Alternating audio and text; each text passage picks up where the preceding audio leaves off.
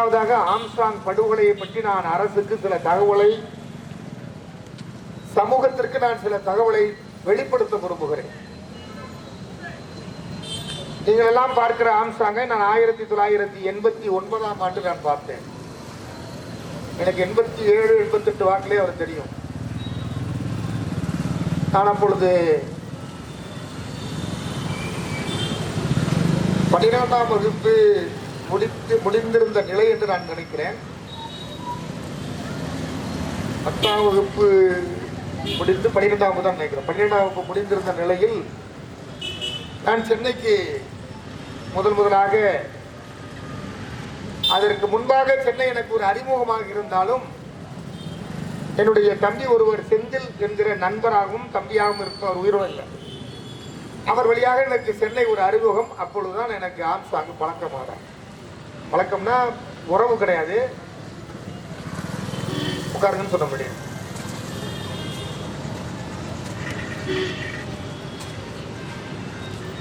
முட்டல், மோதல், பிறகு காதல் மாதிரி தொடக்கமே ஆம்ஸ்ட்ராங் எனக்குமான அறிமுகம் என்பது ஒரு எதிர்ப்பு இடத்துல தான் இருந்துச்சு. அப்ப ஆம்ஸ்ட்ராங் என்னை விட ஏறக்குறைய ஒரு 6 வயசு சின்னவர், 5 வயசு 6 வயசு சின்னவர்.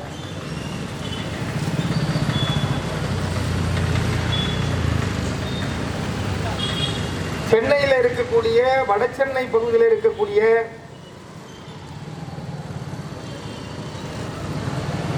விறுவிறுன்னு சுறுசுறுன்னு இருக்கக்கூடிய இந்த ரவுடி எலமெண்ட் போலீஸ் சொல்றாங்கல்ல, ஹிஸ்டரி சீட்டர் சொல்றாங்கல்ல, இந்த மாதிரி இருக்கக்கூடிய கேங் நிறைய இருக்கும் வடசென்னை. அப்படி வடசென்னையில் இருக்கக்கூடிய கேங் எல்லாம் சின்ன சின்ன சண்டை போடுவாங்க. சென்னையில பொறுத்த வரைக்கும் இப்பதான் கொலை நடக்குது. அதிகபட்சமா போனா 2 பிளேட் எடுத்து கிழிச்சுக்குவாங்க. அதுக்கு மேல கொலைன்றது சென்னையில் நடக்காது. ஆனா தூத்துக்குடியில் நடக்கும், நெல்லையில் நடக்கும், தஞ்சாவூர்ல நடக்கும், கும்பகோணத்துல கொலை நடக்கும். சென்னையில கொலையே நடக்காது. இதான் எதார்த்தம், வேணா எடுத்து பாருங்க. ரொம்ப நேரம் அப்படி நடந்தா ஒரு பெரிய கிரிமினல் வார், ஆட்டோ சக்கர் மாதிரி கிரைம் அத்தாரிட்டியில இருக்கக்கூடிய ஆட்கள் அரசுக்கு தெரியாம, காவல்துறைக்கு தெரியாம தோண்ட தோண்ட புது பூதகம் வர மாதிரி ஒரு செய்தியா இருக்கும். மற்றபடி பாத்தீங்கன்னா பெரிய கொலைகள்லாம் நடக்காது. வார்த்தை போறதான் நடக்கும். இந்த மெட்ராஸ் பாஸ்ல அப்படியே மோதிக்கவே மாட்டாங்க, அடிக்கவே மாட்டாங்க, அப்படியே தொடவே மாட்டான். ஆனா பாத்தீங்கன்னா ஒரே கூட்டமா இருக்கும், ஜெண்டையா இருக்கும். அப்புறம் அடுத்தது முடிஞ்சிடும். அதிகபட்சமான கல்லுமுள் நடக்கும், இல்ல பாட்டை உடைச்சுக்குவாங்க. வீராவசனமா பேசுற மாதிரியான சூழ்நிலை வச்சுங்க. அப்படி இருக்கிறப்ப என்னுடைய தம்பி ஒருவர், அவர் இன்னும் அதையும் சொல்றேன், ஏன்னா எல்லாம் தெரிஞ்சுக்கணும்ல, ராஜீவ்காந்தியுடைய கொலை வழக்குல சம்பந்தப்பட்ட குற்றவாளிகள் தஞ்சாவூர்ல இருந்து தப்பி செல்வதற்காக முயற்சி செய்து போறதுக்கு முடிவு பண்றாங்க. அப்பொழுது நான் சொல்லுகிறேன், என்னுடைய நண்பர் தம்பியா இருக்கக்கூடிய தம்பி நல்லா வண்டி ஓட்டுவாரு, எமகா வண்டி வச்சிருப்பாரு. இன்னைக்கு ராத்திரியே வண்டியை போடு மாதிரி காமிச்சா மறுநாள் காலையில அதை 3ஆ பிரிச்சு மறுநாள் காலையில வேற போயிட்டு நம்பர் பிளேட்டை தவிர பாக்கெல்லாம் மாறிடும்.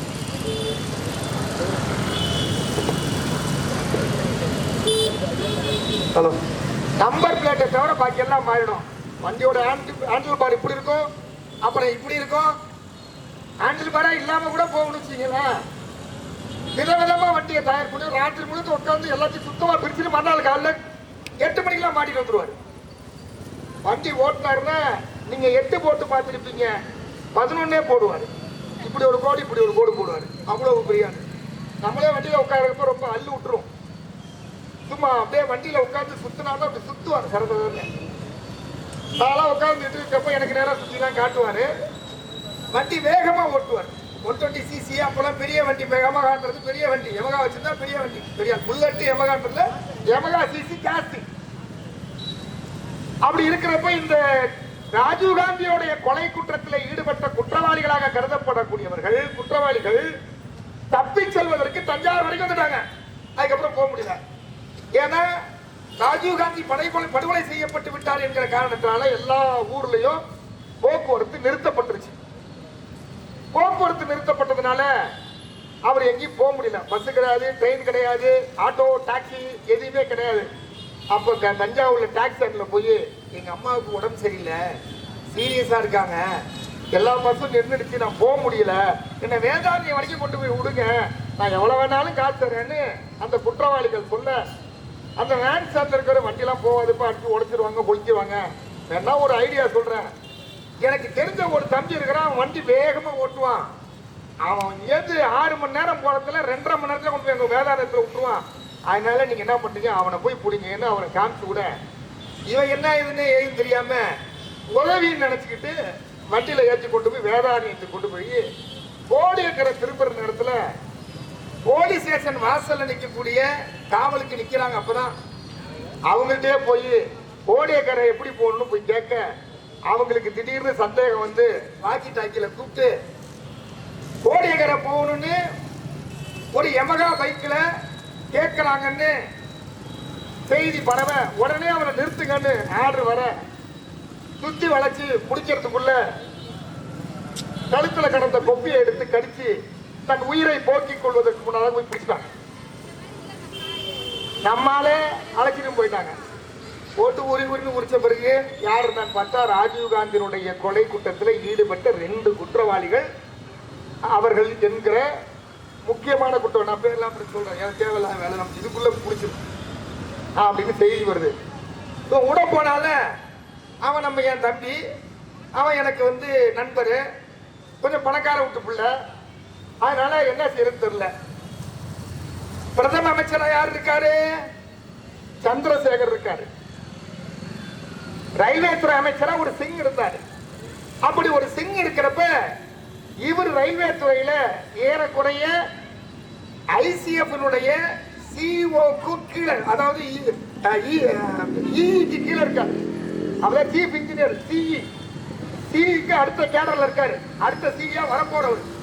அதனால அமைச்சர்கிட்ட கூப்பிட்டு பேசி என் பையன் தப்பு பண்ணாங்கன்னு சொன்னதை வச்சு வெளியில கொண்டு வந்துட்டாங்க. ஐயோ இங்க வச்சா என் பிள்ளை கெட்டு போயிடுவான்னு சொல்லி சென்னைக்கு அழைச்சிட்டு போய் விட்டாங்க. என் நண்பர் அங்க இருக்கிறதுனால நாங்க என் நண்பரை எப்ப போனாலும் போயிடுவோம், நாங்க அங்க போயிட்டோம். இங்க இருந்து சென்னைக்கு போன கொஞ்ச நாள்லயே அவங்க அம்மா பேர் சந்திரிகா டாக்டர், அவங்க அப்பா பேரு மாயவன் ராஜ். ஐசிஎஃப் தம்பி நீ வீட்டுக்கு போடு, அது யாரு 5 பேரு பேரு சந்திரா, நீ வீட்டுக்கு வாங்க, நீ வீட்டுக்கு வந்து யார் நிற்கிறீங்க, நிற்கிறீங்க வீட்டுக்கு போன இங்க வரது உட்கார கூடாது, போங்க.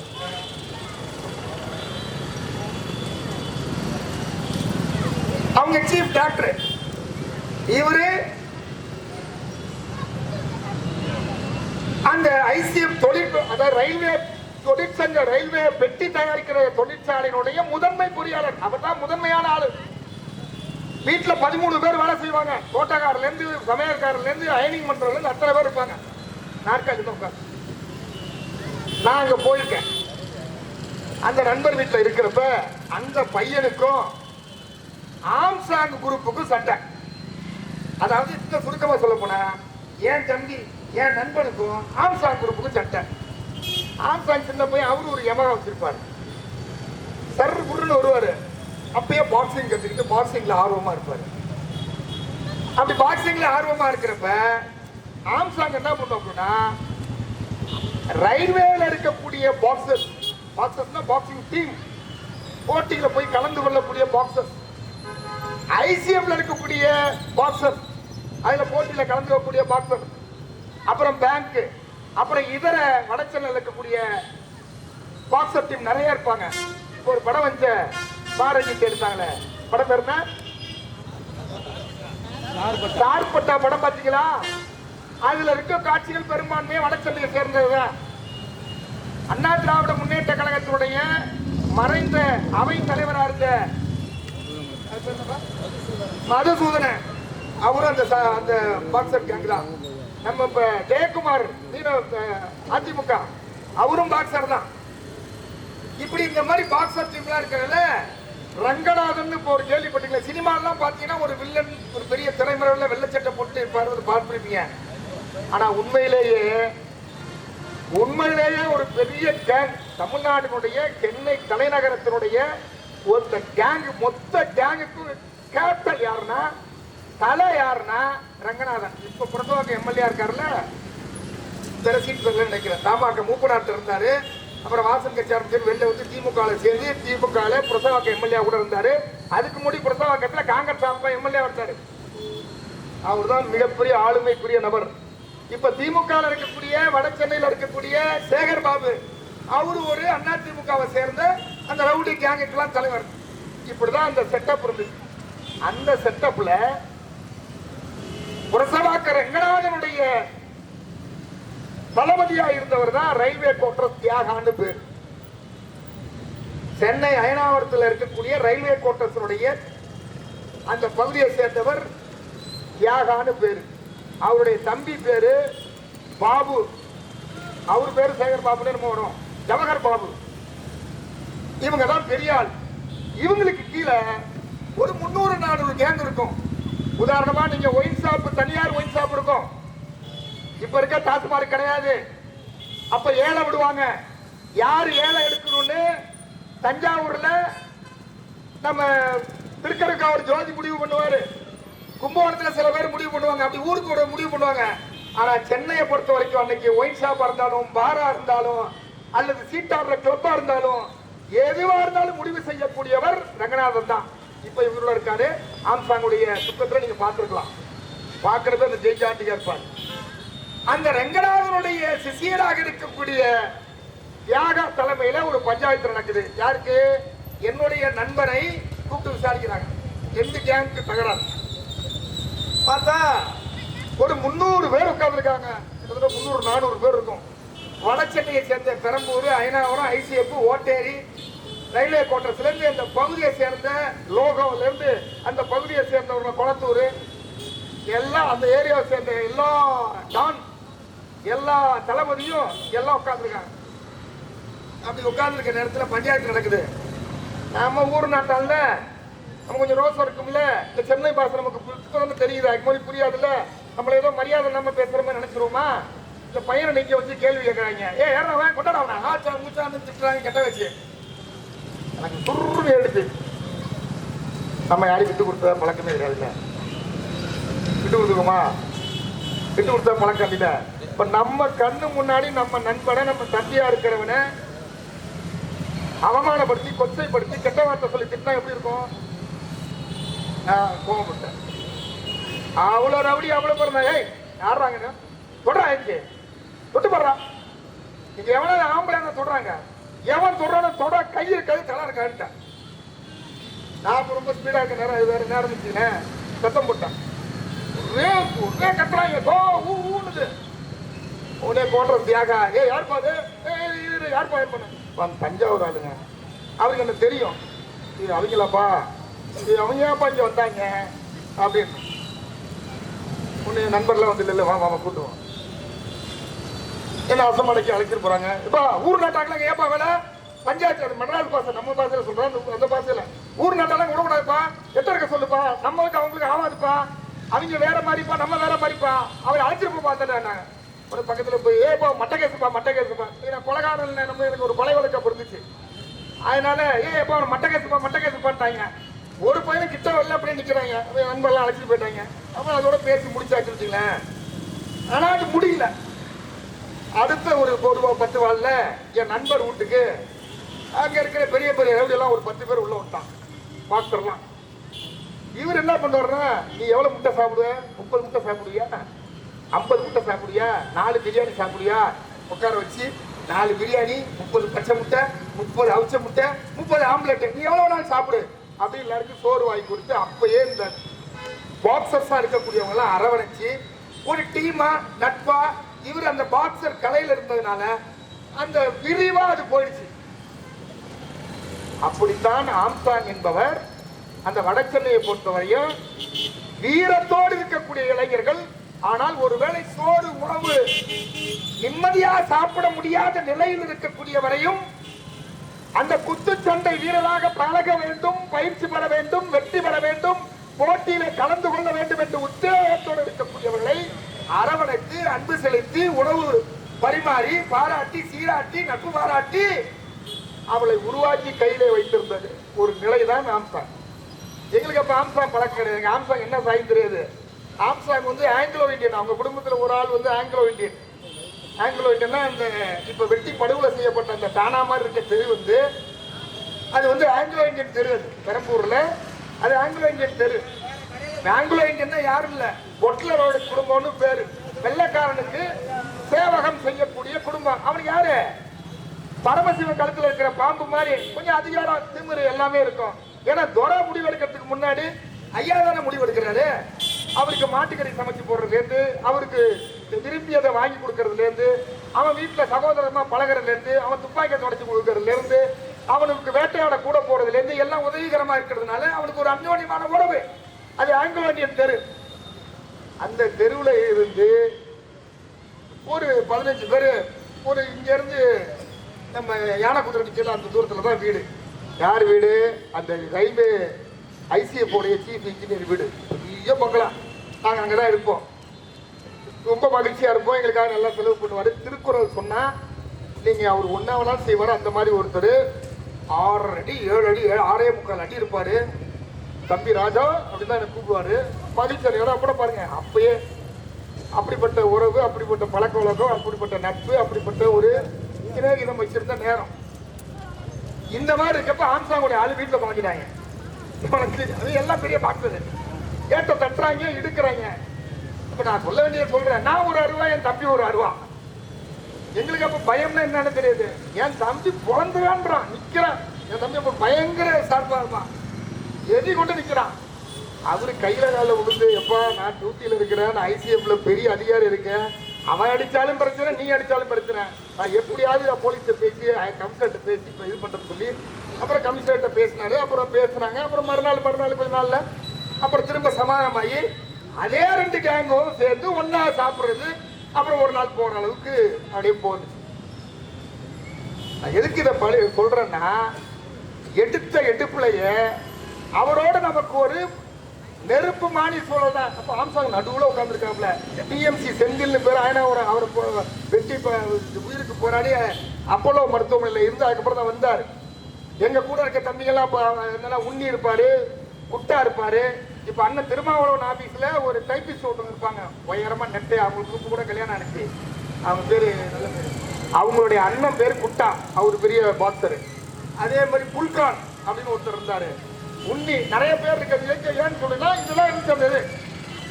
எதுக்காக சொல்றேன்னா, ஆரம்ப காலத்துல இருந்து அந்த பாக்ஸிங் என்கிற அந்த வீர விளையாட்டின் மீது தீராத காதல் கொண்டிருந்த ஒரு மகத்தான வீரன், குத்துச்சண்டை வீரன் தான் ஆம்ஸ்ட்ராங். அதுக்கப்புறம் நான் 2-3 தடவை பார்த்துருக்கிறேன், பேசியிருக்கிறேன். இரவு முழுக்க நான் பார்த்து பேசியிருக்கிறேன். விடிய பேசியிருக்கோம். அவர் கட்டியிருக்கக்கூடிய புத்த விகாரிக்கு பலன்னு விடிந்து 5:15 மணிக்கு கைலியோட அவர் வந்தார். நானும் போய் ஒரு டீயை சாப்பிட்டு ஐட்டம் வந்துருக்கோம். வேற ஒரு நிகழ்ச்சியில் இருங்க தோழர் போவோம், இருங்க பிரதர் போவோம் சொல்லி விடிய ஒரு 3-4 முறை அவருக்கு கடைசியில் வருத்தம். குக்கர் திருத்தான் நான் நின்றுட்டேன்னு அவருக்கு வருத்தம். யானையில நின்று அந்த ஓட்டு சேர்ந்துருக்கணும், நீ நிக்கிறன்னு முடிவு பண்ணிட்டு ஏன் குக்கர்ல இருந்தா அவருக்கு ரொம்ப வருத்தம். என்கிட்ட பேசாமே இருந்தார். அது ஒரு பக்கம் கிட்ட வச்சுங்களேன். ஆனால் அப்படிப்பட்ட ஆம்ஸ்ட்ராங் எளிமையாக பழகக்கூடியவர் மட்டுமல்ல, சமயோதிக புத்திக்காரன், தெளிவான சிந்தனையும் தெளிவான பார்வையும் அறிவார்ந்த ஒரு திறமையும் கொண்ட சமூகம் சார்ந்த புரட்சியாளராக சிந்தனை செய்யக்கூடியவராக இருந்தார். ஆனால் புத்தம் சரணம் கச்சாமி, சங்கம் சரணம் கச்சாமி, சாது சாது சாது சாது என்று பௌத்தத்தை ஏற்றுக்கொண்டு, பஞ்சசீல கொள்கையை ஏற்றுக்கொண்டு, இனி வன்முறை நமக்கு வேண்டாம், இரத்தக்கலரை நமக்கு வேண்டாம், அடிதடி வேண்டாம், சண்டை சச்சரவு வேண்டாம், எதிர்ப்பு வேண்டாம், என் மனைவியோடு இல்லறம் மகிழ்ச்சியாக அந்த இல்லறத்தை அறம்போற்றி வாழ்ந்து அடுத்த தலைமுறையை பேணி பாதுகாக்க வேண்டும் என்கிற உயர்ந்த நோக்கத்தோடு இருந்து வாழ்ந்த ஒரு மனிதன். அதுவும் கடைசியா ஒரு 15 ஆண்டு காலத்துல நான் ஒரு முறை போயிருந்தேன், பேசிட்டு இருந்தேன். இரவு ஒரு 2:30 மணி 3 மணி இருக்கும். பிரதர் இங்க வாங்கன்னாரு, அந்த புத்தகத்தை எடுங்கன்னாரு. அன்பு பொன்னோவியம் எழுதிய புத்தகம், அதை எடுங்க பிரிங்கன்னாரு. இத்தனை பக்கத்தை தொடங்கன்னாரு, படிங்கன்னாரு. நான் படித்தேன். படிச்சுக்கிட்டே இருக்கிறப்ப அப்படியே அவருக்கு என் படிப்புக்கு முன்னாடி அவரு பாட்டுக்கு ஒப்பிக்கிறாரு. ஒரு எழுத்து மாறாம, புள்ளி மாறாம, கமா மாறாம, சொல் மாறாம அப்படியே மனப்படமா அவ்வளவு தூரம் புத்த அகம், புத்தரை அகத்திலே கொண்டது போல புத்தம் புத்தகம் புத்தகம் புத்தகத்தை அகத்திலே ஏற்றி வைத்துக் கொண்டு நன்னறி போற்றி வளர்ந்த ஒரு தலைவனாக மாறி பல்லாயிரக்கணக்கான இளைஞர்களுக்கு வாழ்வளித்து கல்வி ஒளி ஏற்றி கொடுத்து இந்த தமிழ் சமூகத்திலே பட்டியல் சமூகத்திற்கு என்ற ஒரு பாதுகாப்பை மட்டுமல்ல, ஏழைய பிற சமூகத்தை சேர்ந்த இல்லாத ஏழை எளிய மக்களுக்கும், கடைநில மக்களுக்கும், உழைக்கிற மக்களுக்கும், சாதாரண சாமானியனுக்குமான ஒரு எதிர்பார்ப்பை நிறைவு செய்யக்கூடிய இடத்திலே இருந்து அதை செய்து கொடுத்த மகத்தான மனித மாண்பு கொண்ட ஒரு தலைவராய் தலை நிமிர்ந்து இருக்கக்கூடிய ஒருவரை இன்றைக்கு கொண்டிருக்கிறார். எப்படி ஏற்க முடியும்? எப்படி ஏற்க முடியும்? கொலை செய்தவர்கள் அங்க பெரம்பூர் போலீஸ் ஸ்டேஷன் இருக்கு, அதுக்கப்புறம் அயனாவரம் போலீஸ் ஸ்டேஷன் இருக்கு, அதுக்கப்புறம் K2 போலீஸ் ஸ்டேஷன் இருக்கு, அதுக்கப்புறம் ICF K4 K7 police station இருக்கு, அதுக்கப்புறம் V1 போலீஸ் ஸ்டேஷன் வில்லிவாக்கம் இருக்கு, அந்த பக்கம் போனா லோகவத்தண்ணா, அதுக்கு திருவிக்கா நகர் போலீஸ் ஸ்டேஷன் இருக்கு, கொளத்தூர் போலீஸ் ஸ்டேஷன் இருக்கு. இப்படி வரிசையா சுத்தி நீங்க பாத்தீங்கன்னா மின்னு மில்லுக்கு பக்கத்துல போலீஸ் ஸ்டேஷன் இருக்கு. ஓன்னவன் K4 police station Anna Nagar ரவுண்டான பக்கத்துல இருக்கக்கூடிய K4 போலீஸ் ஸ்டேஷனுக்கு மட்டும் வந்து ஆஜராகிறான் என்று சொன்னால் K4 போலீஸ் ஸ்டேஷன்ல இருந்த ஆய்வாளர், உதவி ஆய்வாளர், அதனுடைய ஏசி, அந்த சரக டிசி, இவர்கள் விசாரிக்கப்படவில்லை. எந்த அடிப்படையில் குற்றவாளி காவல் நிலையத்திற்கு அடைக்கலமானார்? அப்படி காவல் நிலையத்திற்குள் அடைக்கலமாக வேண்டும் என்று விரும்பினால் கொலை செய்தவன் கொலை நடந்த 150 மீட்டருக்கு அருகாமையிலே காவல் நிலையம் இருக்கிறது, உள்ள போயிருக்கலாம். சரி, அங்கதான் பாதுகாப்பு இல்லை. அதற்கு பிறகு 3-4 காவல் நிலையம் இருக்கிறது. அங்க போகாம K4 போலீஸ் ஸ்டேஷனுக்கு ஏன் வரணும்? என்ன உறவு? எதனால அங்க வந்தாங்க? இதுதான் இப்பொழுது கேள்வி. இன்னொரு கேள்வி, எல்லாம் ஆருத்ரா கோல்டு நிறுவனம் தான் சொல்றாங்க. விசாரிங்க. ஆருத்ரா கோல்டு நிறுவனம், குறிப்பா RK சுரேஷ் என்கிற ஒரு நடிகர் பங்குதாரரா இருக்கார். அவர் முக்குளத்தூர்ல கல்லர் சாரியை சேர்ந்தவர். அந்த பங்குதாரராக இருந்த 2400 சில்லறை கோடி ரூபாய் கொள்ளையடித்த ஊரார் பணத்தை, மக்கள் பணத்தை, பங்குதாப்பா அதை நம்பி போட்ட அந்த மக்கள் பணத்தை கூட்டு கொள்ளையடிச்சு ஓடிட்டாங்க. ஒருத்தன் துபாயில இருக்கான், பல நாடுகள்ல இருக்காங்க. வெயில வாங்கிட்டு ஓடிட்டான், வெயில் வாங்கி பிணைய வாங்கிட்டு ஓடிட்டான்.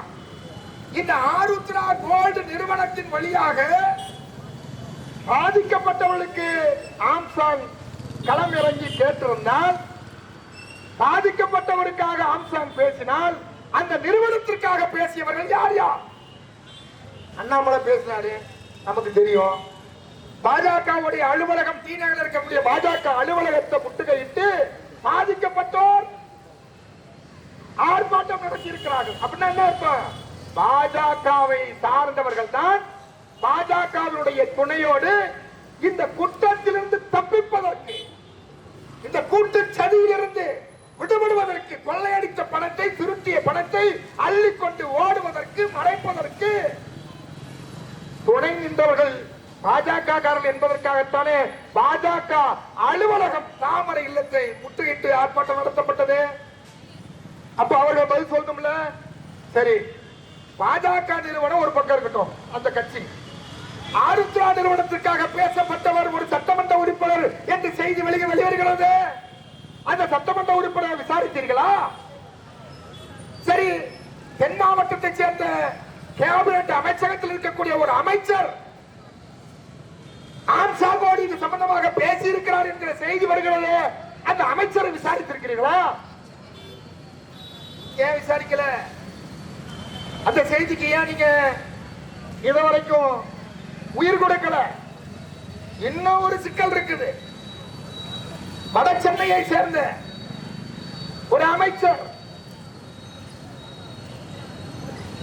முதன்மை அமைச்சராக இருக்கக்கூடிய திருமதி முத்துவேல் கருணாநிதி ஸ்டாலினுடைய வலதுகரமாக இருந்து செயல்படக்கூடிய ஒரு அமைச்சர், அவருடைய மகள் ஒரு பட்டியலின சமூகத்தை சேர்ந்த ஒரு இளைஞரை விரும்பி திருமணம் செய்து கொண்டார் என்பதற்காக அவர் மீது பொய் வழக்கு போட்டு திருவள்ளூர் காவல் நிலையத்திலும் ஆவடி காவல் நிலையத்து பக்கத்தில் அவரை கொண்டு போய் அடித்து கொலை செய்ய முயற்சி செய்தார்கள்.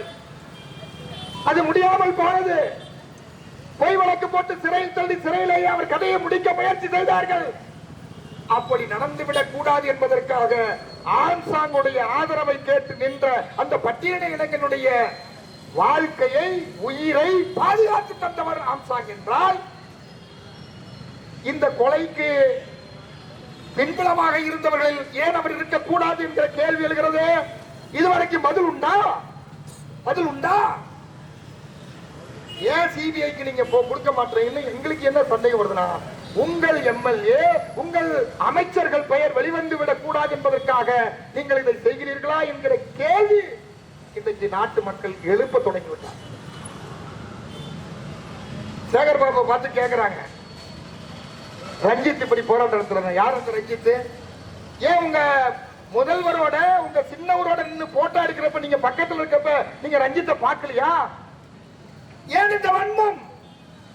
ஏன் இந்த வக்கிரமம்? கேட்புமா இல்லையா? எனவே இதையெல்லாம் கேள்விக்கு உள்ளாக்கப்படுகிறது. இந்த கேள்விக்கு தமிழ்நாடு அரசும் காவல்துறையும் பதில் சொல்லணும். சரி, கைது செய்யப்பட்டிருக்கீங்க, கைது செய்யல, காவல் நிலையம் வந்து குற்றவாளிகள் தானாக முன் வந்து சரணடைந்திருக்கிறார்கள். அந்த சிசிடிவி புட்டேஜ் வெளியிடுங்க. தானா வந்தாங்களா, கட்டி எடுத்துட்டு போறாங்களா, வேன்ல ஏற்றிட்டு போறாங்களா சொல்லுங்க. சரி, அழைச்சிட்டு இல்ல, என்கவுண்டர் இப்போதுக்கு அவசரம். 167 சேவ் பண்ணி ஒப்புதல் வாக்குமூலம் அளித்திருப்பார்கள் விசாரணையில. அந்த விசாரணையில கொடுக்கப்பட்ட அந்த வாக்குமூலம் என்ன ஆகிறது? அவர் யாரை பற்றி சொன்னார்? என்ன சொன்னார்? என்ன வினவினார்? யாரை கை காட்டினார்? எதற்காக அவர் என்கவுண்டர் செய்யப்பட்டார் என்ற கேள்வி எழுதல. புரிகிற மொழியில ரவுடிகளுக்கு சொல்லுன்னா நீங்க மொத்தமா ரவுடிகளுக்கு சொல்லுங்க. ஆனால் இந்த வழக்கில் இது தீர்வா? இந்த நேரத்தில் அது தீர்வா? இது சந்தேகத்தை எழுப்பக்கூடியதாக இருக்கிறது. சரி, அதை போட்டோம். செத்தவங்களுக்கு அடக்கம் பண்றதுக்கு ஒரு இடம் கேட்கணும். அடக்கம் பண்றதுக்கு சொந்த இடத்துல அடக்கம் பண்ணிக்கிறதுக்கு உங்களுக்கு எங்க வலிக்குது? ஏன் கொடுக்கல? விஜயகாந்த் அவருடைய கடைசி அந்த உடலை அவருடைய அலுவலகத்தில் புதைச்சிக்கிறதுக்கு மட்டும் எப்படி அனுமதி கொடுத்தீங்க? மூப்பனாருடைய உடல் அந்த சென்னை அண்ணா சாலையில பக்கத்திலேயே டீநகர் போற வழியிலேயே முதல்ல இருக்குது, அது புதைக்கிறதுக்கு எப்படி அனுமதி கொடுத்தீங்க? ஏன் இன்னைக்கு எனக்கு தெரியும், தஞ்சை மாவட்டத்தில் இந்த பல ஊர்ல அந்தந்த ஊர்ல சேர்ந்த முக்கியமான ஆளு அவங்க வீட்டுல போச்சுக்கிட்டாங்க, போச்சுட்டு இருக்கிறாங்க. இப்பயும் எதையாவது தடுத்தது உண்டா? எந்த விஏவாவது புகார் கொடுத்திருப்பீங்களா? எந்த தாசில்தாராவது புகார் கொடுத்திருப்பீங்களா? எந்த ஆர்டிஓ டிஆர்ஓ ஆட்சியராவது நடவடிக்கை எடுத்தது உண்டா? தலைமைச் செயலாளர்கிட்ட ஒப்புதல் வாங்கினாரா? நீதிமன்றம் போய் ஒப்புதல் வாங்கினாங்களா? அப்ப சாதி பலம் இருந்தால் நீங்க எதை வேணா செஞ்சுக்கீங்களா? சரி, அங்கதான் கொடுக்க கூடாது, சட்ட ஒழுங்கு பிரச்சனை வரும், அடுத்தடுத்த ஆண்டு பல்லாயிரக்கணக்கான குவிவார்கள் என்றால் அவருக்கு வேறு ஏதாவது இடத்துல கொடுத்திருக்கலாங்களா இல்லையா? எனவே இது பட்டியலின சமூக மக்கள் ஒரு 3 முறை முதல்வராக இருந்த பெகன்ஜி மாயாவதி அவர்கள் நேரடியாக வந்திருக்காங்க. உண்மை குற்றவாளிகளை கைது செய்ய வேண்டும், திசை திருப்ப வேண்டாம் என்று சொல்றாங்க. சிபிஐ விசாரணை வேண்டும். சும்மா சொல்லுவாங்க? சும்மா சொல்ல முடியும்? அவருக்கு தகவல் போனதுனால சொல்றாங்க. எனவே இந்த பார்வையில் நீங்கள் விசாரிக்க தவறினால் நீங்க ஒண்ணு இல்ல, ஒரு அதிகபட்சம் 2 வருஷத்தை எப்படியோ அடிச்சு குடிச்சு சுருட்டிட்டு போகலாம். ஆனால் மீண்டும் இந்த ஆட்சி அறிநிலை கட்டிலே நீங்கள் அமர முடியாது என்பதை செல்ல தெளிவாக நான் உங்களுக்கு சொல்ல கடமைப்பட்டேன்.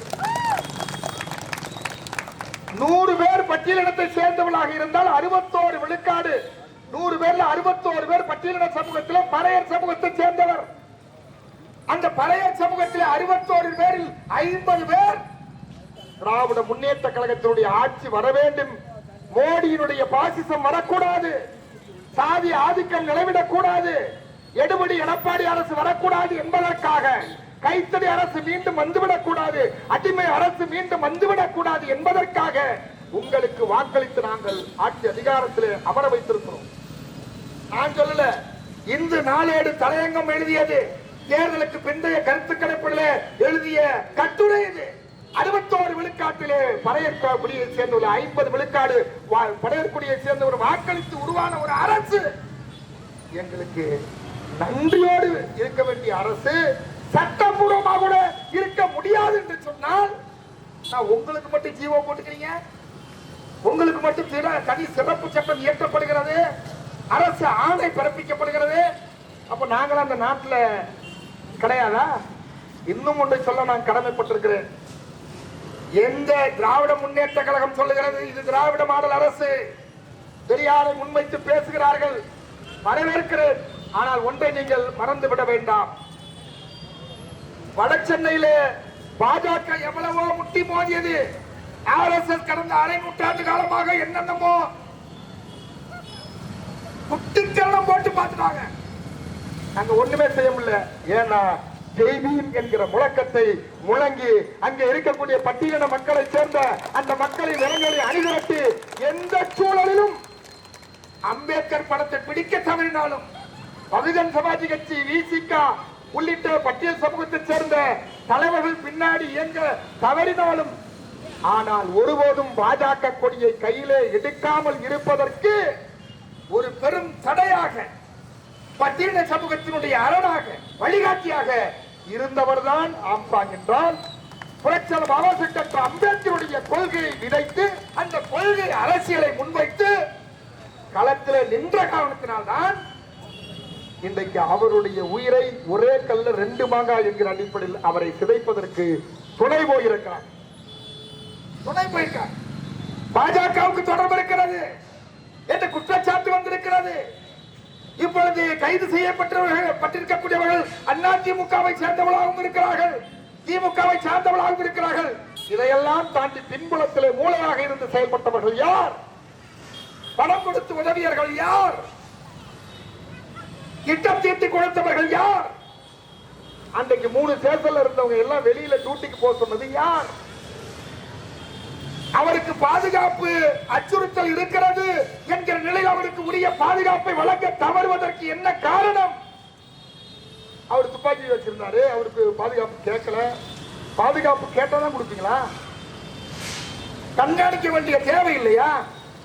அவருக்கு அச்சுறுத்தல் இருக்குன்னு 6 மாசத்துக்கு முன்னாடியே 1.5 வருஷமா காவல்துறை சுட்டிக்காட்டியது என்றால், சுட்டிக்காட்டிய காவல்துறை அது அந்த குற்றம் நடக்காமல் இருப்பதற்கு அவருக்கு உரிய பாதுகாப்பை எந்த வழியில் மேற்கொண்டது?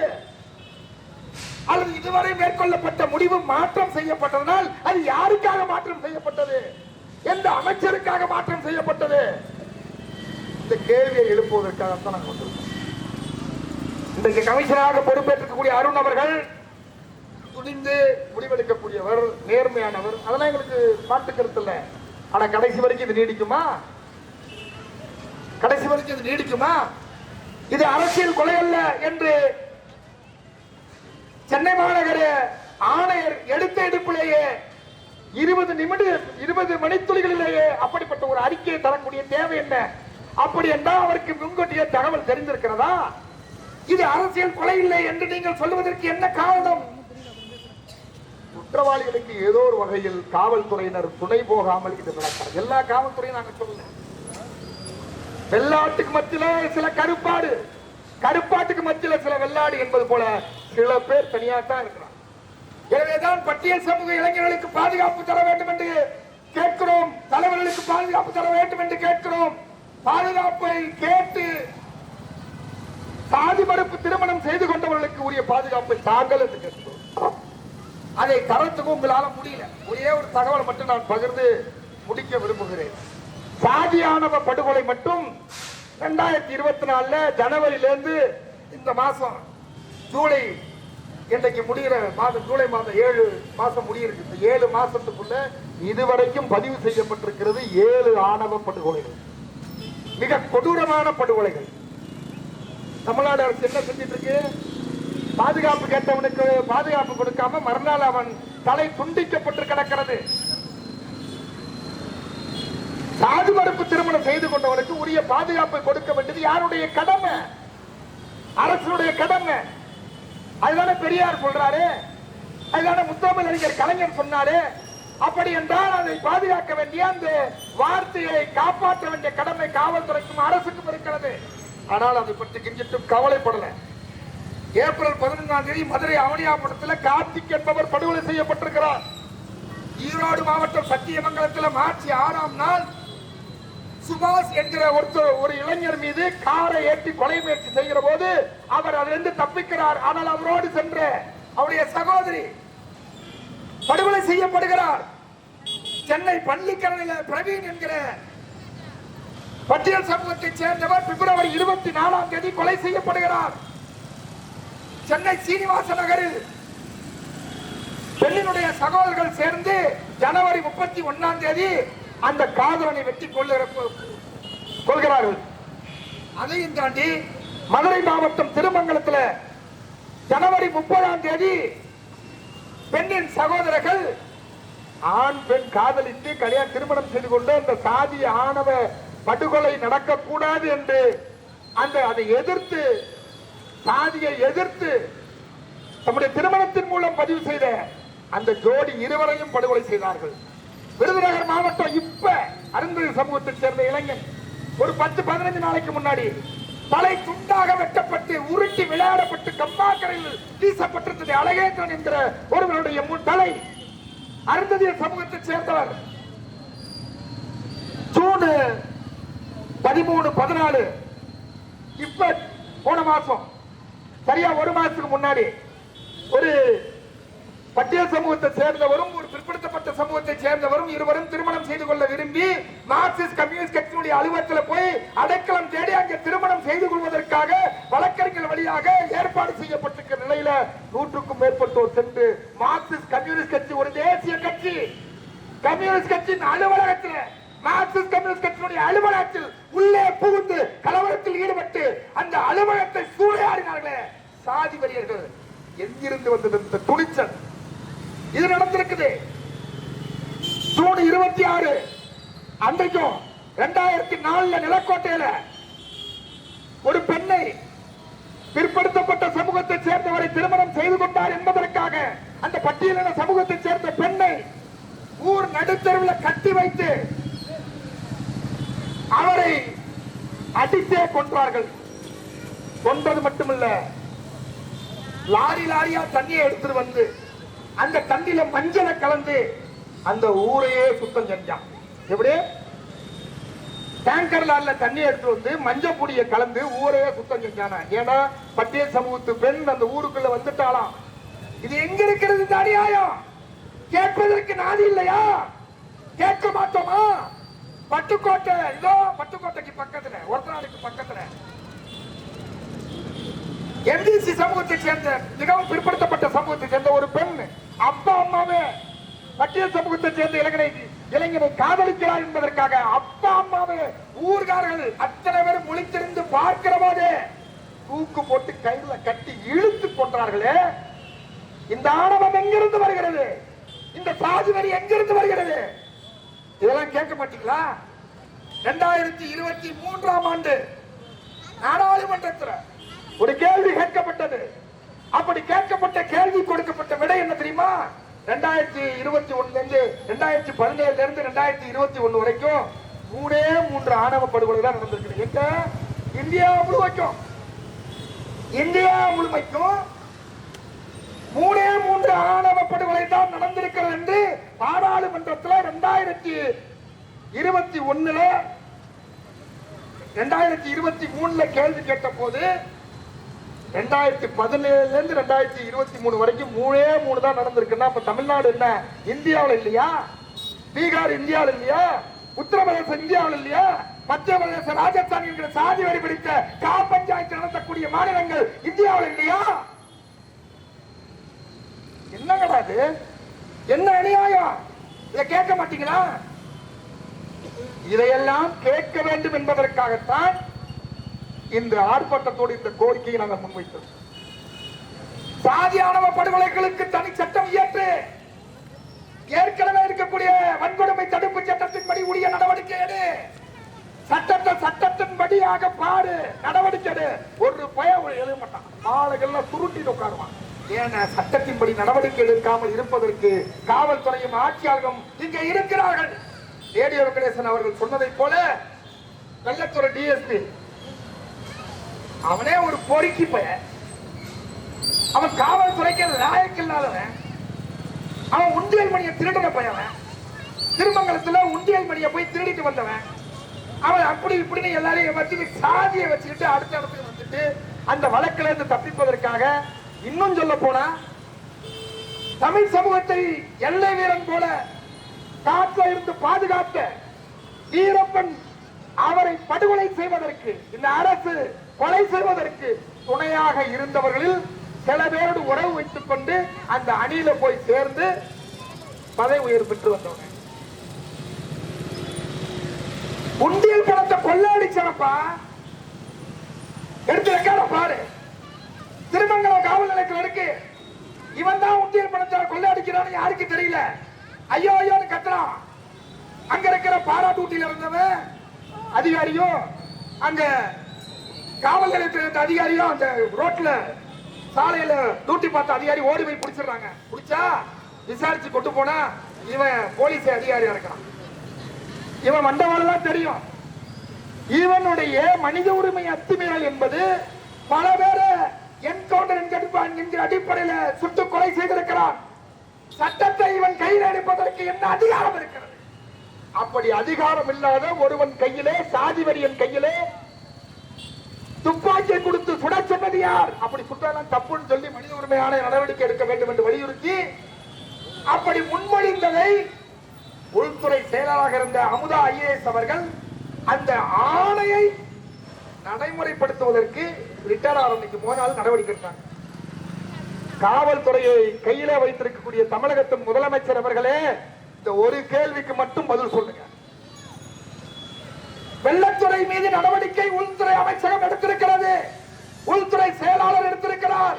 அவர் காவல்துறை உட்பட இந்த துறைக்கும் சிறைத்துறைக்கும் சேர்த்து பார்க்கக்கூடியவர், சட்ட ஒழுங்கை பராமரிக்கக்கூடியவர், அரசு உரிமைகளை பராமரிக்கக்கூடிய இடத்தில் இருக்கக்கூடிய உள்துறை செயலாளர் அமுதா ஐஏஎஸ் அவர்கள் எடுத்த நடவடிக்கையை இரவோடு இரவாக எனக்கு தெரியாமல் அமுதா அவர்கள் நடவடிக்கை எடுத்து விட்டார் என்று ரத்து செய்தீர்களே. எந்த அடிப்படையில் ரத்து செய்தீங்க? எந்த அடிப்படையில் ரத்து செய்றீங்க? போலீஸ பார்த்து பயம். உங்க போலீஸ பார்த்து பயம். போலீஸ பார்த்து திருடனுக்கெல்லையா பயம் வரணும்? போலீஸ பார்த்து கொள்ளக்காரனுக்கெல்லாம் பயம் வரணும்? போலீஸ பார்த்து முடிச்சவைக்கெல்லாம் பயம் வரணும்? போலீஸ பார்த்து திருடனுக்கெல்லாம் பயம் வரணும்? போலீஸ பார்த்து கொலை குற்றத்தில் ஈடுபடுகிற கூலிக்கு மாரடிக்கக்கூடிய கும்பல் தான் பயப்படணும். இதோ இங்க இருக்கக்கூடிய விடுதலை தமிழ் புலிகள் கட்சி போலீஸை பார்த்து அஞ்ச மாட்டோம். நாங்கள் திருடர்கள் அல்ல, ரவுடிகள் அல்ல, கொலைகாரர்கள் அல்ல. நாங்க ஏன் பயப்படணும்? சிஎம் எதுக்கு ஏன் பயப்படணும்? இந்த நாட்டினுடைய முதன்மை அமைச்சர், காவல்துறையை கையில வைத்திருக்கக்கூடிய முதன்மை அமைச்சர் ஏன் பயப்படணும்? இரவோட இரவா அவருடைய பணி அந்த சஸ்பெண்ட் உத்தரவை ரத்து செய்யறாரு. ஏன்? ஒட்டுமொத்த காவல்துறைக்கும் பயந்து. ஏன்னா இவங்க செய்யற தப்பு அவங்களுக்கு தானே தெரியும். அவங்களுக்கு தானே தெரியும். எனவே இது ஒரு போலீஸ் ஸ்டேட்டா மாற்றத்துக்கு முயற்சி செய்றீங்க. காவல்துறைக்கு வானளாவிய அதிகாரத்தை தரீங்க. தாங்க, குற்றவாளிகளை ஒடுக்குவதற்கு தாங்க. இன்னும் சொல்ல போனால் சென்னையில் இருக்கக்கூடிய இந்த குற்றங்கள் பெறுவதற்கு என்ன காரணம்? நாங்க ஏற்கனவே சொல்லிட்டோம். மூத்த அமைச்சர்கள், கொங்கு மண்டலத்தை சேர்ந்த அமைச்சர்கள், மேற்கு மாவட்டத்தை சேர்ந்த அமைச்சர்கள், தென் மாவட்டத்தை சேர்ந்த அமைச்சர்கள், வட மாவட்டத்தை சேர்ந்த அமைச்சர்கள்லாம் அந்த பகுதியில சென்னையில தனக்கு வேண்டியவர் இருக்கணும் மாமா மச்சான் எல்லாரையும் கொண்டு வந்து அங்க அதிகாரியா போட்டு வச்சிருக்கான். நான் அப்படிதான் அம்மையார் ஜெயலலிதா அவர்களை பார்க்க போனேன். நேரா போனேன். அந்த போயஸ் கார்டன் அந்த ரோட்ல இந்த பக்கம் ஒரு ஏசி, இந்த பக்கம் ஒரு ஏசி. இந்த பக்கம் போனா திருக்காட்டுப்பள்ளி ஏசி, இந்த பக்கம் போனா தஞ்சாவூர் ஏசி. எனக்கு 2 பேரும் பழக்கம். என்னோட பார்த்தா 2 பேரும் கல்லர் சமுதாயம். ஓ, முக்குளத்தூர் சமூகத்தை சேர்ந்த ஏசி 2 பேர் தான் முதலமைச்சர் வீட்டையே பாதுகாக்க முடியும்னா இப்படிதான் இந்த 20 வருஷமா இந்த நாடை குட்டிச்சோரா மாற்றி. இந்த நாடு குட்டிச்சோரா இருப்பதுக்கு என்ன காரணம்? சென்னை பட்டணம் என்று சொல்லக்கூடிய கருப்பர் நகரம், பறையர் தேசம், இன்றைக்கு முடிசூடா மன்னனாக விளங்கி வந்த அன்பிற்குரிய சகோதரர் ஆம்சாங் படுகொலை செய்யப்படுகிறார் என்று சொன்னால் அந்த படுகொலைக்கு காரணமாக பின்புறத்தில் இருக்கக்கூடியவர்கள் ஆருத்ரா கோல்டு நிறுவனத்தோடு சேர்ந்த சாதி சனமாக இருக்கக்கூடிய அதிகாரிகள் கொட்டமடிக்கிற காரணத்தால் தான். நீ உளவுத்துறை எழுதி அனுப்புங்க. இனி 2 வருஷம் சட்ட ஒழுங்கை நீங்க உண்மையா பராமரிக்கணும்னு ஆசைப்பட்டா தமிழ்நாடு முதலமைச்சர்களுக்கு கனிவான பார்வையோடு நான் இங்கே கேட்டுக்கொள்கிறேன். உங்கள் ஆட்சி தலைநகரத்தில் சட்ட ஒழுங்கு பராமரிக்கப்பட வேண்டும் என்று சொன்னால் முதல்ல 20 வருஷத்துக்குள்ள எவன் அதிகாரி வந்தனோ அவனை எல்லாம் ஒட்டுமொத்தமா தூக்கி வெளியில அடிங்க. ஏற்கனவே சட்ட ஒழுங்கை பராமரித்த அந்த மண்ணின் மைந்தராக இருந்த நீதி நேர்மை உண்மை நியாயத்தை பராமரித்து வந்த அந்த மண்ணின் மைந்தர்களாக அதிகாரிகளாக இருந்தவர்களை மீண்டும் அமர்த்துங்க. குற்றம் நடக்குதா இல்லையான்னு பாரு. நடக்காது. குற்றம் நடப்பதற்கு முன்னதாகவே துப்பு துளக்க வேண்டியதுதான் காவல்துறை கடமை. ஆனால் துப்பு துளப்பதற்கு முன்னதாகவே துப்பு கொடுக்கிற துறையாக இன்றைக்கு காவல்துறை மாறிவிட்டது என்பது வேதனைக்குரியது, வெட்கக்கடாக இருக்கிறது. லிவர்ல பாதிக்கப்பட்டது கலைஞர் சொன்னது மாதிரி காவல்துறையுடைய லிவர் பாதிக்கப்பட்டது சொன்னது மாதிரி கலைஞர் அவர்களுடைய கூற்றை அவருடைய அன்பு புதல்வர் முத்துவேல் கருணாநிதி ஸ்டாலின் அவர்களே உங்களுக்கு சொல்கிறேன், உங்கள் தந்தையார் சொன்னதை தான் சொல்லுகிறேன். காவல்துறையுடைய ஈரல் பாதிக்கப்பட்டிருக்கிறது. தயவு கூர்ந்து காப்பாற்ற வேண்டும் என்று சொன்னால் உங்கள் ஆட்சியை பாதுகாக்க சட்ட ஒழுங்கை பாதுகாக்கணும். ஆனா ஒன்னே பாருங்க, இதையும் சொல்லி முடிச்சுறேன். இந்த அலெக்ஸ் இருக்கா பாருங்க தம்பி, அவன் இந்த பாபு நீங்க பாருங்க காவல்துறை தயவு செய்து நீங்க குறிச்சிங்க. நான் கேட்கறது நியாயமா இல்லையான்னு கேளுங்க. இந்த அலெக்ஸ் ஒரு பிளேட் எடுத்தா இங்க கிழிச்சிருப்பாப்பா. நான் அவனோட வீரத்தை குறைக்கல இப்படி கேட்டு, ஆனா உண்மையா நான் கேட்கிறேன், எங்கேயாவது ஒரு பிளேட் எடுத்து கிழிச்சிருப்பானா? யாரையாவது வெட்டிருக்கானா? ஒரு கொலை கேஸ் உண்டா? நீங்க போட்டோ போய் திருநாட்க சவன கேஸ் தவிர எதுவும் கிடையாது. சும்மா 2 பட்டை கையை கட்டி விட்டு நிப்பான். அவன் தவிர வேற எதுவும் தெரியாது. அவன் தம்பி பாபு செந்திலோட தம்பி. அவனுக்கு என்ன தெரியுமா? உருவம் தான் பெருசு. அங்க ஒன்னும் விஷயம் எல்லாம் கிடையாது. எனக்கு தெரியும், காவல்துறைக்கும் தெரியும். ஆனா தெரிஞ்சுட்டே போய் இவ்வளவு அவன் போலீஸ் வரான்னு பயந்துட்டு போய் கட்டக்குள்ள உடையான். போலீஸ் வராங்க எல்லாம் நீங்க போட்ட கேஸ் தான். திரும்ப திரும்ப திரும்ப திரும்ப உண்மையான A+ ரவுடிகளை விட்டுட்டீங்க. நான் வேணா உங்களுக்கு தரட்டுமா? இங்க வாங்க. ஒரு நாள் தஞ்சாவூர் மாவட்டம்ல டெல்டா மாவட்டம் ஐஜி தலைமையில டிஐ தலைமையில் இருக்கவங்க யாராவது வாங்க, எங்க அலுவலகத்துக்கு வாங்க. நான் பட்டியல் தரேன், விளக்கமா தரேன். யார் யார் எங்க இருக்கா, யார் யாரோட தொடர்பு இருக்கா, யாருக்கு யார் பணம் தரா, எந்தெந்த மேட்டர்ல பணம் வாங்கியிருக்காங்க, எங்கெங்க எவனோட தொடர்பு இருக்கிறோம், எவன் கூட்டு களவாணி 124 அவன் எல்லா விவரமும் சொல்றேன். நான் மைக்கில் சொல்லக்கூடாது. வேணுமா? எங்களுக்கு தெரியும். அப்ப உங்களுக்கு தெரியாது அர்த்தமா? உங்களுக்கு தெரியும். தூங்குறவனை எழுப்பிடலாம், தூங்குற மாதிரி நடிக்கிறவனை எழுப்ப.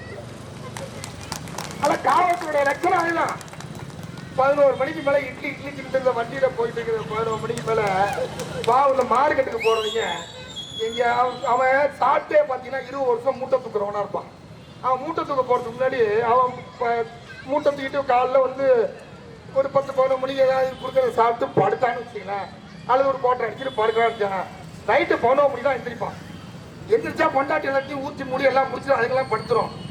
ஏன்னா அவன் 20 வருஷமா நடக்கிறதானே. இவர் அங்கேருந்து கிளம்பி வந்து போற போக்குல 2 புரோட்டா 2 இட்லியை திட்டுக்கு மார்க்கெட்டுக்கு மூட்டை தூக்க போவான்.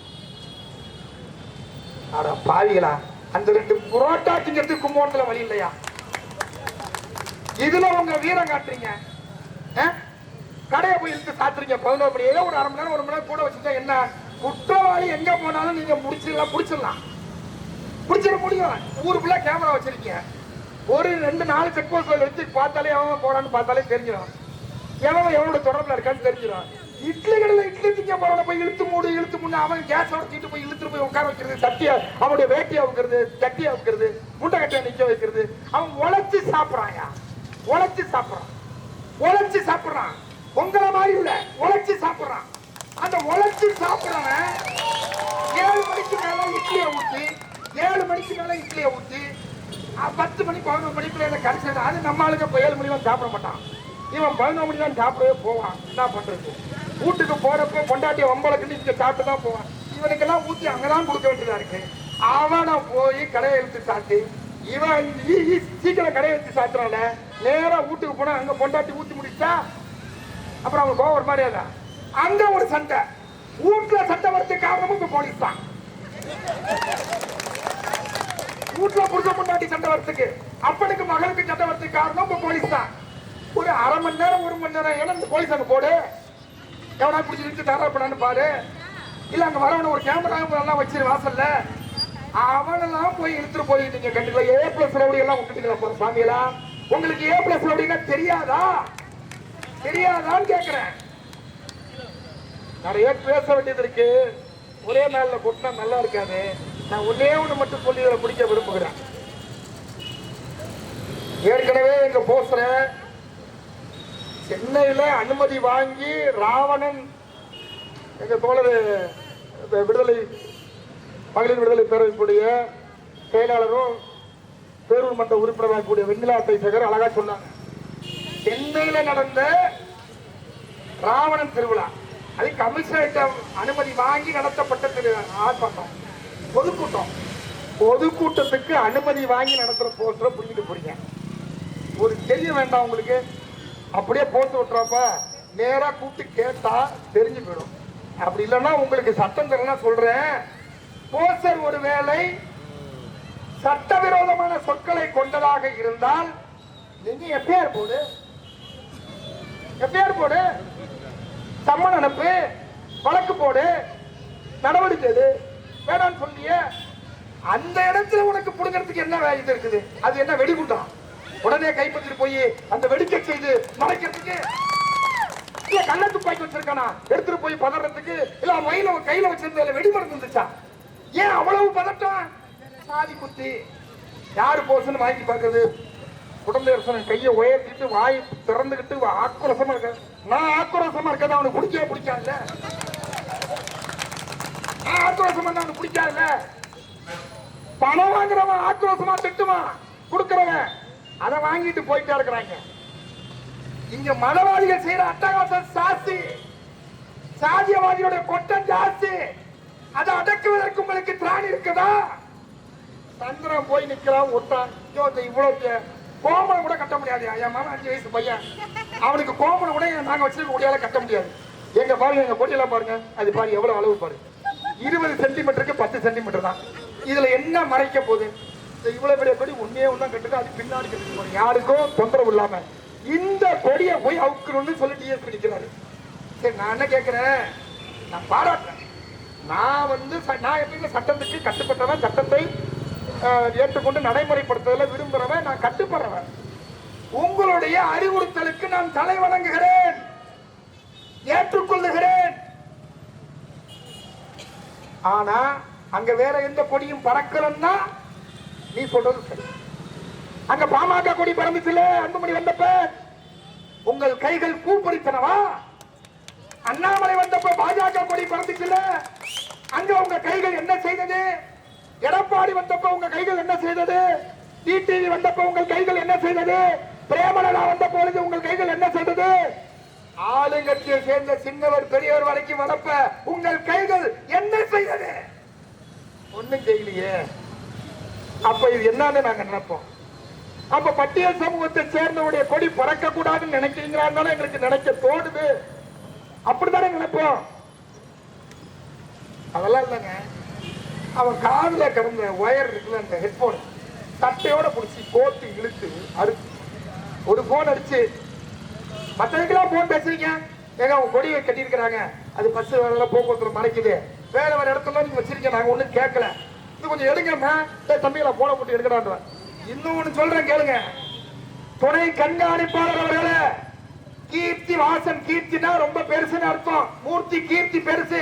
உங்களுக்கு எந்த கீர்த்தி பெருசா இருக்குன்னு தெரியல, உங்களுக்கு நீங்க பேசுறதாவும் பார்க்கல, உங்களுடைய காவல்துறை நடவடிக்கையில எங்களுக்கு இதுவரைக்கும் திருப்திகரமா இருந்தது மாதிரி தெரியல. இப்ப நான் கேட்கிறேன், அந்த சமயத்துல நான் போன் போட்டேன், நீ ஏன் எடுக்கல? நீங்க ஏன் சார் எடுக்கல? நான் உங்களுக்கு ஏன் போன் போட்டேன் தெரியுமா? அந்த போனை தம்பி கிட்ட கொடுக்க நான் எடுக்க சொல்றேன்னு தான் போன் போட்டேன், எடுக்கல. சரி, நான் விட்டுட்டேன். அடுத்த 10 நிமிஷம் பைபாஸ்ல ஒரு தகராறு நடக்குது. அந்த தகராறு காவல்துறைக்கு தெரிவிக்கணும், டிஎஸ்பி அடிக்கிறேன், போன எடுக்கல. அதுக்கப்புறம் ஒயிட் ஷாப் பக்கத்துல ஒரு வண்டி திருட்டு போய் மாறி போய் அங்க பிரச்சனை நடக்குது, அதுக்கு டிஎஸ்பி அடிக்கிறேன், எடுக்கல. இப்ப நான் என்ன சொல்றேன், அப்ப குற்றம் நடக்குகிற போது அந்த குற்றத்தை கட்டுப்படுத்த வேண்டிய அதிகாரிக்கு உரிய தகவலை ஒரு சமூகத்துல ஒரு இயக்கம் நடத்துகிற நான் அடிக்கிற போது எடுத்து சொல்லல. நீங்க நைட் ரவுண்ட்ல இருக்கீங்க, நீங்க தூங்கிட்டு இருந்தீங்கன்னு சொன்னா நம்ப முடியாது. ஏன்னா நீங்க நைட் ரவுண்ட்ல இருக்கீங்க. என் தோழன் பக்கத்துல இருக்கலாம், போன எடுக்கல. அப்படின்னா என்ன அர்த்தம்? என் போன நீ எடுக்க கூடாதுன்னு நினைச்சீங்கன்னா உங்க ஆணவம் சாகுபடி ஆணவமா என்கிற கேள்வி கேட்க தூண்டுகிறது. உங்களெல்லாம் நாங்க அப்படி பார்த்தே கிடையாது. உங்களை நாங்க அப்படி பார்த்தே கிடையாது. நீங்க அப்படி நினைக்கிறீங்க அப்படின்னா, நீங்க அப்படி நடந்து கொள்கிறீர்கள் என்றால் அதுக்கு என்ன பொருள் என்று கேள்வி கேட்கணும். அந்த எஸ்ஐ அவர் பாவம் புதுசா வந்தவர், அந்த சுபாஷ் சின்ன பையன் நைட் ரவுண்ட்ஸ் ஈஸ்ட்ல இருக்காரு. அது இருக்கிறது பெஸ்ட். நைட் ரவுண்ட்ஸ்ல இருக்கிற பையனை போய் நீ போட அங்க இடத்த விட்டு நவரான்னு சொல்லி அந்த கோமணம் கொட்ட கூட போதுமானதாக இல்லை. இந்த சாதாரண கொடியை அவுக்குறீங்களே, இதை வரைக்கும் உங்க கொடி உங்க கைகள் மற்ற கொடிகளை அவுப்பதற்கு அல்லது கட்டுவதற்கு தடை வைப்பதற்கு இதுவரைக்கும் ஏன் தயங்குகிறீர்கள்? இந்த கேள்வி தான் கேட்கிறோம். நாங்க கட்ட சரின்னு சொல்ல, நீ எடுன்னு சொல்லு. ஏன்னா சட்டப்பூர்வம் என்ன செஞ்சு போலாம், கட்டினால எங்கிட்ட சொல்லு. நாங்களும் எடுக்கிறோம். என்ன பண்ணலாம், மாநகராட்சிக்கு போன போட்டீங்கன்னா வந்து எடுத்துட்டு போயிடுவோம் இல்லையா? ஒரு வழக்கம் போடு. அந்த ஏரியாவில் இருக்க விஓ கிட்ட ஒரு புகாரை வாங்கி, உங்களுக்கு 1008 இன்பார்மர் வச்சிருக்கீல, எனக்கு அந்த தட்டி மறைக்குது அப்படின்னு வாங்கிட்டு ஒரு எஃப்ஐஆர் போடு. நாங்க வந்துடுறோம், போய் சொல்றோம், வழக்கு போடுங்க. ஆனா சட்டையை போட்டு பிடிச்சு எடுத்தது அவர்றான்னு சொல்லி இந்த வீரத்தை நான் மேற்சொன்ன கட்சிக்காரன் தன்னை காத்திருந்தீங்கன்னா நீ உண்மையிலேயே நல்ல உயர்ந்த காவல்துறை அதிகாரி என்பதை நானே போஸ்டர் ஒட்டு மட்டும் இல்ல, பாராட்டு கூட்டமும் விடுதலை தமிழ் புலி கட்சி சார்பாக நடத்த தயாரா இருக்கும். நெஞ்சுரம் உண்டா? நெஞ்சுரம் உண்டா? உங்களால முடியுமா? எங்களுக்கு என்ன காவல்துறை எதிரிக்கா? எங்க பாருங்க, நாங்க பயப்பட அவசியம் இல்லை சார். நாங்க பயப்பட அவசியமே இல்லை. ஏன்னா எங்கள்கிட்ட மடியில களம் இல்ல. நீங்க இப்ப டிஎஸ்பி கீர்த்திவாசத்தை கேட்கிறேன், இதுவரைக்கும் நீங்க வந்து 3 ஆண்டு காலம் ஆக போது உங்க ஆபீஸ் மேல் தளத்துல ஒரு முறையாக வந்திருப்பா? ஒரே ஒரு முறை, ஒரே ஒரு முறை, ஒத்த முறை வந்திருப்பா? அதான் சார் விடுதலை தமிழ் புலி கட்சி. அதுதான் விடுதலை தமிழ் புலி கட்சி. மற்ற மாதிரி நினைக்காத, மற்ற மாதிரி நினைக்காத. என்ன வேணாலும் வழக்கு போடு, என்ன வேணாலும் நடவடிக்கை எடு, அதை பத்தி நான் கவலைப்படல. ஆனா இது என்ன அர்த்தம்? என்ன அர்த்தம்?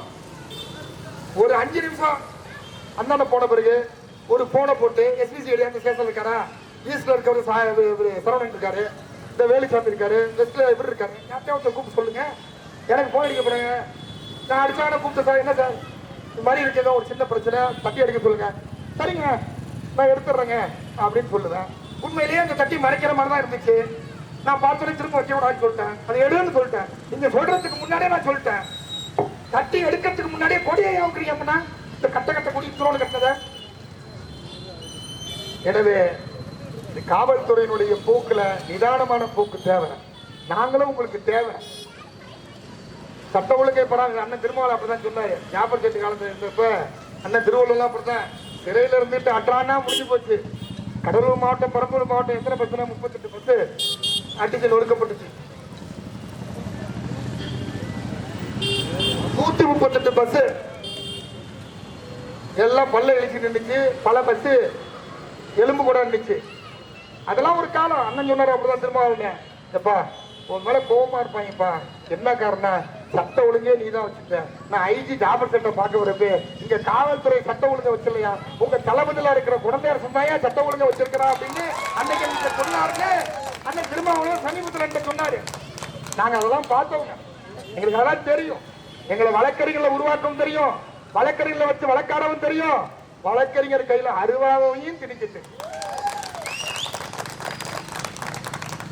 நாங்க அதெல்லாம் விரும்பல, எங்களுக்கு அது தேவையும் இல்லை. நாங்க ஏன்னா எங்களுக்கு ஏதாவது கட்ட பஞ்சாயத்து பண்ணி இங்க இருக்கக்கூடிய நான் அதையும் வேணா லிஸ்ட் தரேன். இங்க வந்து எந்தெந்த சொத்துல எவன் தலையிட்டு இருக்கிறான், இன்னும் என்னென்ன சென்சிட்டிவா இருக்க போது, எங்கெங்க கொலை நடக்க போதெல்லாம் வேற சொல்றேன். எங்க முட்டல் மோதலாம் இருக்குன்னு நடவடிக்கை எடுங்க. நாங்களாம் எதுலையுமே தலையிடுவாங்க, எந்த இடத்துலையும் தலையிடும். எங்க தோழர்கள் யாருமே வந்து அதிகபட்சம் எங்களுக்குள்ளே அவன் சண்டை போட்டுட்டானே, சாதிக்குள்ள சண்டை போட்டானே, ஏங்க அவன் மன்னிச்சு விட்டுருங்க, அவன் செஞ்ச தப்புங்க மன்னிச்சு விட்டுருங்கன்னு சொல்லுவோம். அவ்வளவுதான். அதுக்கு மேல நாங்க ஒன்றும் கேட்டதா கிடையாது. எனவே நாங்க காவல்துறையை திட்ட வேண்டும், தமிழக அரசை திட்ட வேண்டும், வன்மத்தோடு அதை வார்த்தைகளால் கற்க வேண்டும் என்கிற அடிப்படையில் நாங்கள் பேசுறேன். எங்க உள்ள குமுறல் இனியும் இந்த தவறு நடக்காம பார்த்துக்க வேண்டிய தேவை கட்டாயம் காவல்துறைக்கு இருக்குது, அரசுக்கு இருக்குது என்பதை சொல்லி ஆம்சாங்குடைய படுகொலை என்பது மதம் என்கிற மதவெறி அதுக்குள்ளே இருக்கிறது, சாதி என்கிற சாதி வரி அதில் இருக்கிறது, அதிகார போதை அதில் இருக்கிறது, அதிகார மமதை இருக்கிறது. எனவே இந்த மதவெறி, சாதி வெறி, அதிகார வெறி இவையெல்லாம் கலந்து நடைபெற்றிருக்கக்கூடிய ஒரு கூட்டு களவாணித்தனத்தினுடைய பச்சை படுகொலை தான் ஆம்சாங் படுகொலை. இது அம்பேத்கர் என்கிற கருத்தியலை உள்வாங்கிய ஒரு மனிதனுடைய அரசியல் எழுச்சியை தடுத்து விடலாம் என்று நீங்கள் நினைத்து இதை செய்திருக்கலாம். ஒருபோதும் கொள்கையாளனை வென்றுவிட முடியாது. அவன் கொள்கை என்றைக்கும் நிலைத்து நிற்கும், காற்றோடு காற்றாய் கலந்திருக்கும். ஒவ்வொரு இளைய தலைமுறையும் அடுத்த தலைமுறையும் சுவாசிக்கிற காற்றில் அந்த கருத்து பரவும், அது தீயாய் பரவும். அந்த தீயாய் பரவக்கூடிய அந்த கருத்தியலை அடைகாப்போம் அடைகாப்போம் என்று சொல்லி உண்மையான பக்கபலமாக இருந்து பின்புலமாக இருந்து மூளையாக இருந்து செயல்பட்ட அந்த குற்றவாளிகளை கைது செய்ய வேண்டும் என்கிற வேண்டுகோளை தமிழக காவல்துறைக்கும் தமிழக அரசுக்கும் முன்வைத்து சிபிசிஐடி விசாரணையே போதுமானது, காவல்துறை விசாரணையே போதுமானது என்று நாங்கள் நம்புவதற்கு தயாராக இருக்கிறோம். ஆனால் உண்மையான நடவடிக்கை இருந்தால் முடியலையே அப்படின்னா நீங்க அங்க கொடுங்க, அங்க பார்த்துக்கிறோம். ஏன்னா உத்தரப்பிரதேசங்கிற பெரிய மாநிலத்துல பகுஜன் சமாஜ் கட்சியினுடைய ஆளுமை இன்றைக்கும் இருக்கிறது. நாடாளுமன்றத்தில் மெம்பர் இல்லாம இருக்கலாம், ஆனா மக்கள் செல்வாக்களை இன்றைக்கும் பகுஜன் சமாஜ் கட்சி இந்தியாவின் 3வது பெரிய கட்சியாக இருக்கிறது. எனவே நாங்க அங்க பார்த்துக்கிறோம். எனவே தமிழ்நாடு அரசு, காவல்துறை, தமிழ்நாடு முதலமைச்சர் அவர்கள் மிகுந்த கவனத்தோடு இந்த பிரச்சனை அணுக வேண்டும். இன்னும் சொல்ல போனால் இந்துக்கள் இறந்தால் அவர்களுக்கு எரியூட்டுவதற்கு, புதைப்பதற்கு, தகனம் செய்வதற்கு தனித்தனி இடம் இருக்கிறது. கிறிஸ்தவர்கள் இறந்தால் அவர்களுக்கு குழிவெட்டி விதைப்பதற்கு, அடக்கம் செய்வதற்கு, நல்ல அடக்கம் செய்வதற்கு கல்லறை இருக்கிறது. இஸ்லாமியர்கள் இறந்தால் அவர்களுக்கென்று மைத்தான் கொள்ளை இருக்கிறது. தமிழ்நாட்டில் புத்த மதத்தை தழுவியவர்களுக்கு என்று தனியாக ஒரு இறுதி அடக்கம் செய்வதற்கான இடம் சென்னையில் இல்லை, தமிழ்நாட்டிலே இல்லை.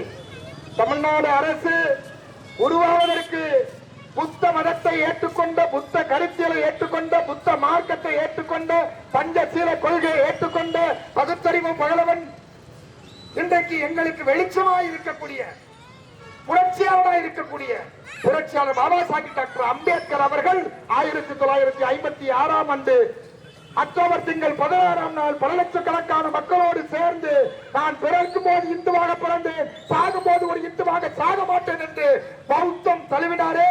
அந்த பௌத்தத்தை ஏற்றுக்கொண்ட லட்சக்கணக்கான மக்கள் அவர்கள் நல்லடக்கம் செய்வதற்கு, அவருடைய கடமைகளை செய்வதற்கு இடமில்லை. அப்படி ஒரு இடத்தை சென்னை வட சென்னையிலே 5 ஏக்கர் அல்லது குறைந்தபட்சம் 2 ஏக்கர் அளவிலே இடம் ஒதுக்கி தர வேண்டும்.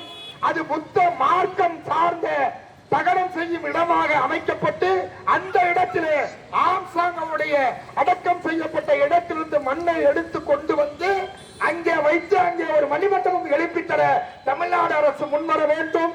இதை செய்யவில்லை என்று சொன்னால் தமிழ்நாடு அரசை யாராலும் காப்பாற்ற முடியாது. உங்களை நீங்கள் காப்பாற்றிக் கொள்வதற்கு உரிய நடவடிக்கை எடுக்க தவற வேண்டாம் என்று சுட்டிக்காட்டி ஒவ்வொரு பிரச்சனை எழுகிற போதும் மோடியை காமித்து, பாசிச பாஜகவை காமித்து, சனாதன சங்கு பரிவாரங்களை காமித்து, மனிதநீதி சட்டத்தை காமித்து, அம்பேத்கர் எழுதிய சட்டத்தை நீங்கள் திசை திருப்ப நினைத்தால் மோடியை விட மிக மோசமான நிலைக்கு நீங்கள் தள்ளப்படுவீர்கள் என்று எச்சரித்து என்னுடைய கண்டனத்தை பதிவு செய்து முடிக்கிறேன். நன்றி, வணக்கம்.